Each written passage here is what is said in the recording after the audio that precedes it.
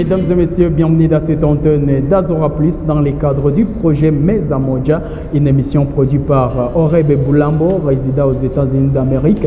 Mais aussi, n'oubliez pas de vous abonner sur notre chaîne YouTube à Azora Plus. Aujourd'hui, nous sommes inspirés par un leader, un homme politique, un homme d'État qui aurait travaillé avec beaucoup de jeunes, Johnson Ishara Boutaragaza, aujourd'hui président fédéral des LGD Partuchère de l'honorable sénateur Matantam Pogno. Aujourd'hui, nous sommes dans son bureau comme notre idéologie de notre émission Meza Moja. Alors, nous sommes avec Ishara Boutaragaza. Bienvenue. Merci beaucoup. Je dis également bonjour à tous les téléspectateurs et merci de nous avoir invités. Alors, Ishara Johnson Boutaragaza, vous avez travaillé beaucoup avec des jeunes. Vous étiez président du Parlement des jeunes du Nord Kivu, disons. Vous avez aussi travaillé avec la Maison des jeunes en tant que... vous étiez aussi directeur.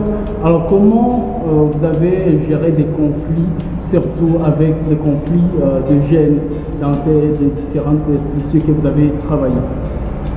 Bon, gérer d'abord les humains, c'est la tâche la plus complexe qui soit, mais aussi c'est une tâche à laquelle on ne doit pas se déroger. Il faut toujours le faire parce que le groupe a besoin d'avoir des éclaireurs, des gens qui doivent gérer les affaires courantes. Et la gestion, quand on gère les humains, l'autre dimension de gestion, c'est la gestion également de leurs attitudes, de leurs comportements. Et c'est l'ensemble maintenant de tous les conflits, toutes les divergences autour, les incompréhensions. Il faut maintenant avoir la capacité de gérer ça. Parce que si on ne les gère pas, ce sont les conflits qui vont vous gérer. Et le problème, si vous ne gérez pas le conflit, quand ce sont ces conflits qui vous gèrent, vous n'avancez pas, vous stagnez. Au contraire, vous vous autodétruisez. Et ce qui n'est pas bon.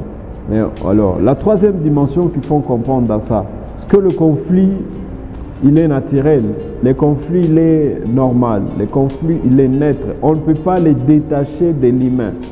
Et il n'y a aucune société qui est parfaite où on doit dire, ici, il n'y a jamais eu de conflit. Même à l'église, même entre le pasteur, même entre le prêtre, il y a toujours des conflits. Bien entendu, il y a des dimensions différentes, mais les conflits sont là. Alors, quand vous gérez les ressources humaines, on vous demande alors de travailler sur la dimension de prévenir, de gérer et de résoudre. Prévenir, c'est quand vous voyez qu'il y a quand même des alertes qui annoncent qu'il y a un ça ne va pas. Alors, n'attendez pas qu'il y ait déclenchement. Il faut plutôt chercher à éteindre les petits ça ne va pas. Ça peut être pour une personne elle-même, ça peut être pour deux personnes, ça peut être pour tout le groupe. Pour une personne elle-même, c'est du genre, vous êtes habitué à voir un collègue qui est souvent très sympa, qui est très jovial avec tout le monde, mais un jour il vous arrive, il ne veut pas parler à personne. C'est qu'il y a un ça ne va pas. Et si vous ne l'abordez pas très bien, vous risquerez aussi de créer d'autres problèmes. Et le mieux, c'est de savoir comment aborder cette personne. Entre deux personnes, il faut anticiper pour réduire la tension de ces conflits-là. Entre maintenant le groupe, c'est d'amener les gens à vivre comme une famille et ne pas seulement considérer qu'on est dans une structure, bon voilà, après la structure, on abandonne, mais le mieux c'est de dire, nous formons une famille, cette famille ça s'appelle foyer, comme tu l'as dit, cette famille ça s'appelle Parlement, cette famille ça s'appelle LGD Nord Kivu, et nous devons vivre comme une famille. Et c'est avec ces niveaux de réflexion-là, et cette perception de choses, que les hommes finissent toujours par se compléter mutuellement. Et on ne peut pas dire qu'on a une baguette magique pour résoudre des conflits, comme s'il y avait, c'était une science exacte où A, B, C, D, ça donne tel. Non, mais on se dit seulement, il faut être quelqu'un qui suit de près les mouvements des autres, d'être aussi à l'écoute de tout le monde, le moins âgé, le plus âgé, les moins intelligents comme le plus intelligent, il faut les écouter pour être à mesure de bien canaliser et bien orienter les idées. Alors, M. Johnson Ishara, on a vécu, surtout ici au Nord Kivu, dans le pouvoir, vous allez comprendre surtout à ce qui concerne comment gérer les pouvoirs.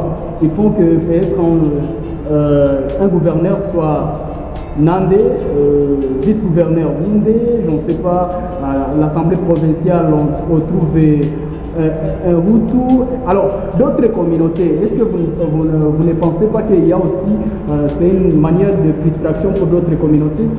Oui, malheureusement, ce que vous dites est vrai, mais le problème, c'est de savoir quelle est la cause de tout ça. Mais est-ce que l'histoire, c'était comme ça toujours? Parce que Condé Villa Kikandi, il était un jour gouverneur ici, il n'était pas ni Nandé ni Hutu, mais il a dirigé la province. Mais est-ce que la province, les ciels étaient tombés ce jour-là? Alors, ces antivalaires qui sont en train de vouloir gagner les cœurs des Congolais, surtout dans cette partie Est, est venu d'où? Et c'est le combat sur lequel moi je me suis engagé depuis plusieurs années. Ce qu'il faut dire, d'une part, il y a cette démocratisation du pays qui a été précipitée et dont on n'a pas mesuré les conséquences. La démocratisation, c'est-à-dire, c'est la majorité qui a raison et la minorité n'a pas raison. Alors quand vous entrez au niveau communautaire dans un pays où on a plus de 400 tribus, ce qui veut dire quand vous êtes dans une province, on va vous dire c'est telle tribu qui est majoritaire. Et les gens ont tendance à prêcher au nom de leur tribu. Eh bien nous, en tant que majoritaire, on va se mettre ensemble. Et si ces gens-là, les minoritaires, ne nous écoutent pas, eh bien on va faire ce qu'on peut. Et c'est ce qui explique. Par exemple, quand vous avez Lubero, vous avez Beni Ville, vous avez Beni Territoire, vous avez Butembo. Donc c'est un grand territoire. Dominé par une communauté. On ne dit pas qu'il n'y a que les Nandés dans le Grand Nord. Non, il y a d'autres communautés qui sont là. Mais quand ils deviennent majoritaires dans un processus démocratique et quand ils vont se prononcer, déjà l'Assemblée provinciale, vous avez au moins 4 circonscriptions où à plus de 90%, c'est une communauté. À l'Assemblée provinciale, il faut également faire le choix là-bas. Et ce sont les mêmes qui vont vous dire non, il faut. Donc c'est ce que le professeur Godefroy Kamana disait, père son âme, la structuration sociale elle-même de notre province nous met en conflit. C'est pourquoi vous allez voir, au lieu que les gens parlent sur l'intérêt général, au lieu que les gens parlent sur les compétences, au lieu que les gens parlent sur les débats d'intelligence, les gens parlent plutôt sur les origines. Mais si on était dans un système où ce n'est pas seulement la loi de la majorité qui parle, peut-être qu'on aurait déjà résolu ces problèmes. Mais avec la démocratisation, pour moi, je suis convaincu, après avoir géré toutes ces structures, après avoir approché les communautés, humanitaires plusieurs fois, activistes plusieurs fois, proches des politiques, ma conclusion c'est que la démocratie a mis notre pays, surtout la partie Est ici, sur une pente trop glissante, où les origines sont devenues, donc le débat sur les origines est devenu un débat courant. Et pourtant, c'est une antivaleur. Les gens commencent à envoyer les communiqués sur les radios où ils disent « Nous, notre communauté, nous aurons une réunion ». Ailleurs, ça ne se fait pas. Et les gens peuvent se dire « Nous ne sommes pas d'accord avec nous, notre communauté, nous ne sommes pas d'accord avec ce que le gouverneur a dit ou ce que le président de l'Assemblée a fait ». Vous, en tant que votre communauté. Mais les gens ne devraient pas parler au nom de leur communauté. Les gens devraient plutôt parler au nom du pays. Et le pays, c'est la RDC. Quand on parle en congolais, c'est encore mieux.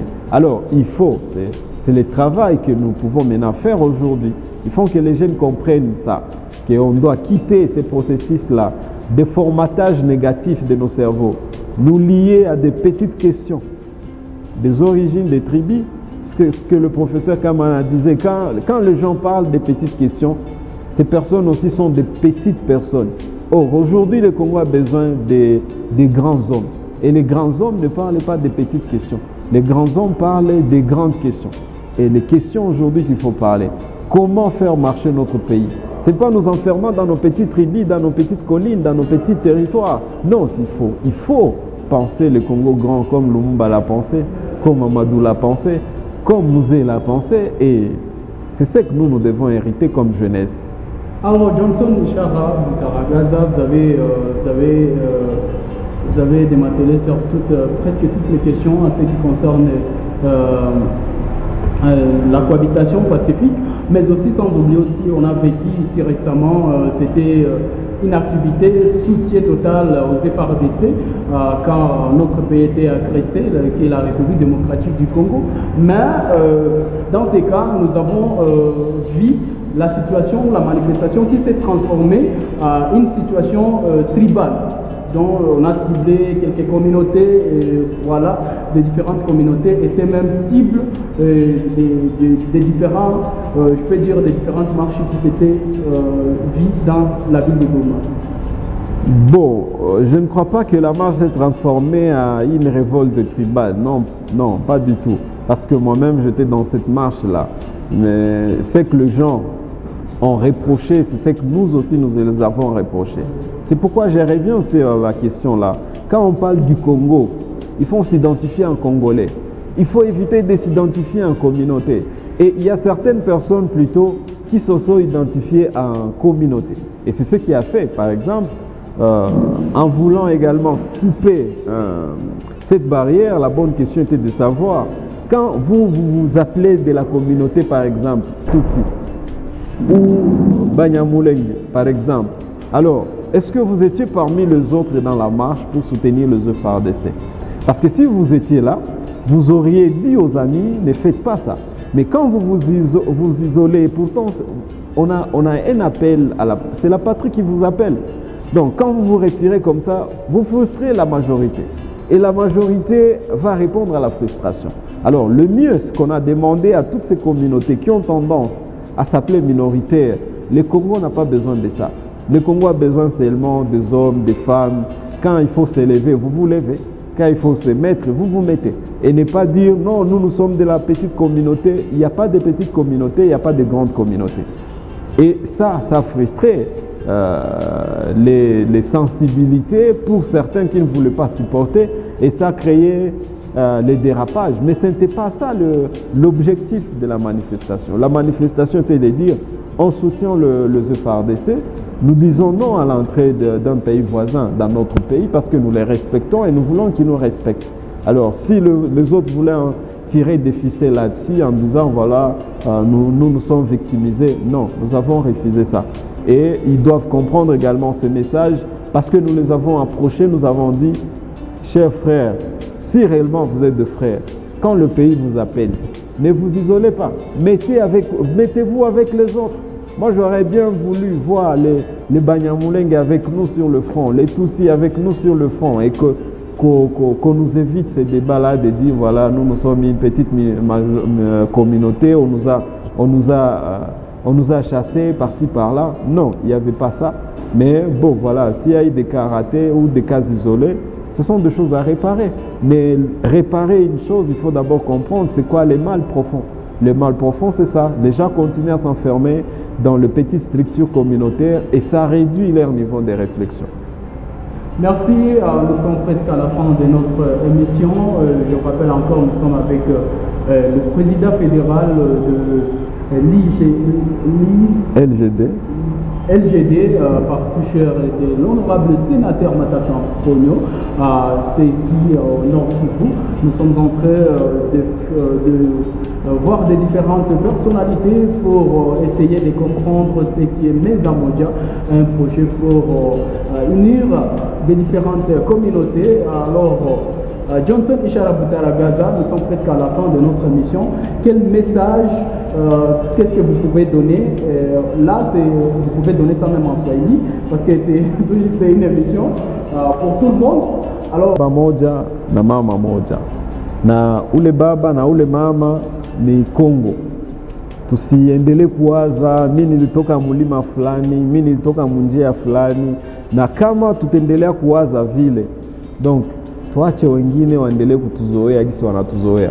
Na kama tunapenda tuingize mizizi yetu ya ile yenye wanaita nguvu, grandeur, tunapaswa considérer que tuko na nchi moja ni Kongo, tuko na baba moja ni Kongo, tuko na mama moja ni Kongo, na ifo tunapigana juu ya Kongo ili tuelewane, tupendane, tuishi pamoja kwa umoja, na ndio napaswa kuwa point ya kufaire avancer pays yetu, sababu mainchi mbalimbali zenye zilitika kusonga mbele ni zile zenye zilisema hata kama wewe unatoka huku, ya maana ni kuheshimu mkatiba wa nchi. Kama constitution iko respecte, ufe kazi yako bila shida, ili tusendelee tunaanguka mubule mapiège wa wadui wa politiciens benye wanazoaka profiter na distraction ya watu, na vile ndio watatoshibu kama vile wakongomani. Merci. Je pense que c'est le dernier message de Johnson Ishara Butagaza. Nous disons merci. C'est une émission produite par Oreb Boulambo. Derrière la caméra, trouvé Chada Baouzon. Merci infiniment. Merci aussi pour la réception. Merci également.